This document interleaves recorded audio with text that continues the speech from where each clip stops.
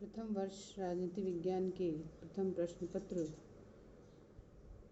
राजनीतिक सिद्धांत में आज हम स्वतंत्रता के बारे में देख रहे हैं। स्वतंत्रता के बारे में हमने अपने पुरानी कक्षा में भी मैंने अपने लेक्चर में आपको स्वतंत्रता का अर्थ, परिभाषा और उसके पक्ष, नकारात्मक और सकारात्मक पक्ष, और साथ ही मैंने आपको उसके प्रकारों के बारे में बता रही थी, जिनमें हमारे 3 प्रकार पूर्ण हो चुके थे।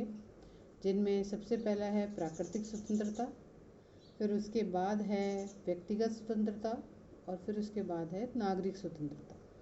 तो जो है प्राकृतिक स्वतंत्रता वो मैंने आपको बताई थी, बाय नेचर जो हमें चीज़ें प्राप्त हुई हैं। यानी जैसे रूसो की बात मैंने आपको बताई कि रूसो कहते हैं कि मनुष्य स्वतंत्र उत्पन्न होता है किंतु सर्वत्र वह बंधनों में बंधा हुआ है। यानी एक सामाजिक प्राणी होने के नाते प्रकृति ने जो भी कुछ हमें दिया है, हमें एक स्वतंत्र रूप में प्रदान किया है, तो उसी स्वतंत्रता को बनाए रखना ही प्राकृतिक स्वतंत्रता कहलाता है। इसके अंतर्गत जो उसके बाद हमने देखा व्यक्तिगत स्वतंत्रता, जिसे हम पर्सनल लिबर्टी भी कह सकते हैं, जिसमें है कि कार्यों पर कोई प्रतिबंध नहीं होना चाहिए। व्यक्ति के व्यक्तिगत कार्यों पर किसी प्रकार का प्रतिबंध राज्य द्वारा नहीं लगाया जाना चाहिए। फिर उसके बाद है नागरिक स्वतंत्रताएं। नागरिक स्वतंत्रताओं का अभिप्राय है कि एक राज्य में रहते हुए जिस प्रकार का जीवन आप जीते हैं, उस राज्य से जिस प्रकार की स्वतंत्रताएं आपको प्रदान की जाती हैं बाय कॉन्स्टिट्यूशनल, वो आपकी नागरिक स्वतंत्रताएं कहलाती हैं। और जिस प्रकार से अगर हम भारत के संविधान की चर्चा करें तो भारत के संविधान में हमें स्वतंत्रता का अधिकार दिया गया है, जिसमें हमें 6 प्रकार की स्वतंत्रताएं दी गई हैं। तो ये हमारे संविधान द्वारा हमें प्रदत्त की गई हैं, इसलिए ये नागरिक स्वतंत्रताएं कहलाती हैं।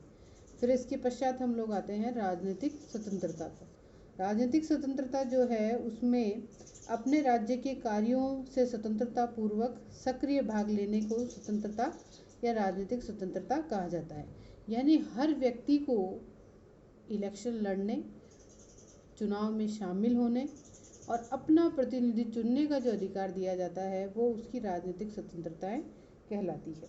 फिर हम आते हैं इसी में राजनीतिक स्वतंत्रताओं में जो हम अधिकार मानते हैं, वो अधिकार है मतदान का अधिकार, निर्वाचित होने का अधिकार, उचित योग्यता होने पर सार्वजनिक पद प्राप्त करने का अधिकार और सरकार के कार्यों की आलोचना का अधिकार। तो इसमें 4 पॉइंट्स हमारे पास हैं। पहला मतदान का अधिकार, यानी आप अपने वोट का उपयोग करेंगे। दूसरा, आप निर्वाचित हो सकते हैं, इलेक्शन लड़ सकते हैं, इलेक्शन में खड़े हो सकते हैं, प्रत्याशी बन सकते हैं। फिर उसके बाद तीसरा है कि अगर आप उचित योग्यता रखते हैं तो आपको सार्वजनिक पद भी प्राप्त हो सकता है। यहाँ सार्वजनिक पद से अभिप्राय है जो भी प्रधानमंत्री हैं, मंत्री हैं और भी कोई प्रतिनिधि हैं, चाहे वो पार्षद हो, चाहे सरपंच हो, वो सब बनने का अधिकार आपको प्राप्त होना चाहिए। सरकार के कार्यों की आलोचना का अधिकार, ये तो हर व्यक्ति का या हर नागरिक को अधिकार दिया जाता है कि वो चाहे और जैसा उसे अनुभव हो उस आधार पर वह उसे अपनी सरकार की आलोचना का अधिकार भी प्राप्त होना चाहिए। यह सब राजनीतिक स्वतंत्रताएं कहलाती हैं। फिर हम इसके बाद आते हैं आर्थिक स्वतंत्रताओं में। आर्थिक स्वतंत्रता से यहाँ मतलब है कि व्यक्ति की ऐसी स्थितियों से है जिसमें व्यक्ति अपने आर्थिक प्रयत्नों का लाभ स्वयं प्राप्त करने की स्थिति में हो और किसी प्रकार से उसके श्रम का दूसरों द्वारा शोषण न किया जा सके। यहाँ देखिए 2 बात है हमारे सामने। एक तो कि व्यक्ति जो है वो अपने आर्थिक प्रयत्नों का लाभ उसे ही प्राप्त हो, दूसरा वो जो श्रम करता है, जो भी कार्य करता है, उसका उचित उसको वेतन मिलना चाहिए और उसके साथ किसी प्रकार का शोषण नहीं होना चाहिए। इसी में हम लास्की की कोटेशन को देखते हैं। लास्की कहते हैं कि आर्थिक स्वतंत्रता का अभिप्राय यह है कि प्रत्येक व्यक्ति को अपनी जीविका कमाने की समुचित सुरक्षा और सुविधा प्राप्त हो। व्यक्ति को बेरोजगारी और अपर्याप्तता में निरंतर भय से मुक्त रखा जाना चाहिए, जो अन्य किसी भी अपर्याप्तता की अपेक्षा व्यक्ति की समस्त शक्ति को बहुत अधिक आघात पहुंचाती है। व्यक्ति को कल की आवश्यकताओं से मुक्त रखा जाना चाहिए। यानी जो राज्य है उसका ये दायित्व है कि वो अपने क्षेत्र में लोगों को आर्थिक रूप से अपने पारिश्रमिक के माध्यम से जीवन यापन करने का अधिकार प्रदान करे। जैसे कि हम ये मान सकते हैं इसमें, जैसे उद्योगों में प्रजातंत्र की स्थापना हो, श्रमिक वर्ग के हितों को ध्यान में रखा जाना चाहिए, और आर्थिक स्वतंत्रता का तात्पर्य सभी व्यक्तियों की अनिवार्य आवश्यकताओं की संतुष्टि और गंभीर आर्थिक विषमताओं के अंत से है। दो बातें हमारी, व्यक्तियों की अनिवार्य आवश्यकताओं की संतुष्टि, नंबर 2 गंभीर आर्थिक विषमताओं को दूर किया जाना चाहिए। कि ये जो राज्य में अलग अलग आर्थिक विषमताएं होती हैं कि जैसे कोई अमीर है तो कोई गरीब है, किसी के पास बिल्कुल भी धन नहीं है, किसी के पास बहुत ज़्यादा धन है, ये आर्थिक विषमताएं नहीं होनी चाहिए। आर्थिक स्वतंत्रता की यह मांग है। फिर हम आते हैं राष्ट्रीय स्वतंत्रता पर। प्रत्येक व्यक्ति के स्वतंत्रता के अधिकार के समान ही प्रत्येक राष्ट्र को भी स्वतंत्र होने का अधिकार होना चाहिए, और राष्ट्रों की स्वतंत्रता संबंधी इस व्यवस्था को राष्ट्रीय स्वतंत्रता कहा जाता है। राष्ट्रीय स्वतंत्रता के विचार के अनुसार भाषा, धर्म, संस्कृति, नस्ल, ऐतिहासिक परंपरा आदि की एकता पर आधारित राष्ट्र को यह अधिकार है कि वह स्वतंत्र राज्य का निर्माण करे और अन्य किसी राज्य के अधीन वह न हो।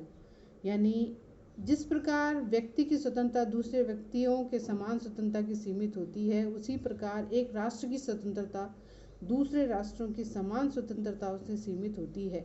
इसलिए यह आवश्यक है कि हर राष्ट्र को अपना स्वतंत्र रहने का अधिकार है, और उसे अगर वह स्वतंत्र नहीं है तो उसे स्वतंत्रता प्राप्ति की हर संभव कोशिश करनी चाहिए।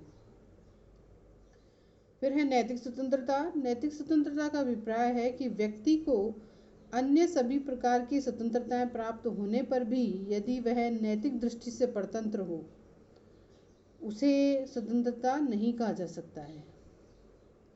नैतिक स्वतंत्रता ही वास्तविक और महान स्वतंत्रताएं हैं। यहाँ नैतिक स्वतंत्रता का मतलब है कि उस मानसिक स्थिति से है जिसमें वह अनुचित लोभ लालच के बिना अपना सामाजिक जीवन व्यतीत करने की योग्यता रखता हो। इसके जो विचारक हैं वो प्लेटो, अरस्तु, ग्रीन, बोस्ले। यानी ये जो बातें हैं हमारे पास सामने आ रही हैं कि व्यक्ति को ऐसी मानसिक स्थिति प्रदान की जाए जिसमें वह अनुचित लोभ लालच के बिना अपना सामाजिक जीवन व्यतीत करने की योग्यता रखता हो, वही नैतिक स्वतंत्रता कहलाती है। तो अब हम इसके बाद हमने स्वतंत्रताओं के प्रकार देख लिए हैं, जिसमें पहला है प्राकृतिक स्वतंत्रता, फिर है व्यक्तिगत स्वतंत्रता, फिर उसके बाद है नागरिक स्वतंत्रता, और फिर उसके बाद है राजनीतिक स्वतंत्रता, फिर आर्थिक स्वतंत्रता, और लास्ट में है राष्ट्रीय स्वतंत्रता। इन जो स्वतंत्रता के प्रकार हैं इन्हें हमें इसी रूप में याद करना है। फिर हम इसके बाद ये आते हैं कि स्वतंत्रता और स्वतंत्रताओं का संरक्षण कैसे प्राप्त हो, यानी किस प्रकार से हमें ये गारंटी दी जाए कि आप स्वतंत्र रहेंगे। ये हम अपनी अगली कक्षाओं में देखेंगे कि स्वतंत्रता की क्या गारंटियां हैं या स्वतंत्रता के क्या क्या संरक्षण दिए गए हैं। घर में रहिए, स्वस्थ रहिए, सेफ रहिए। Thank you.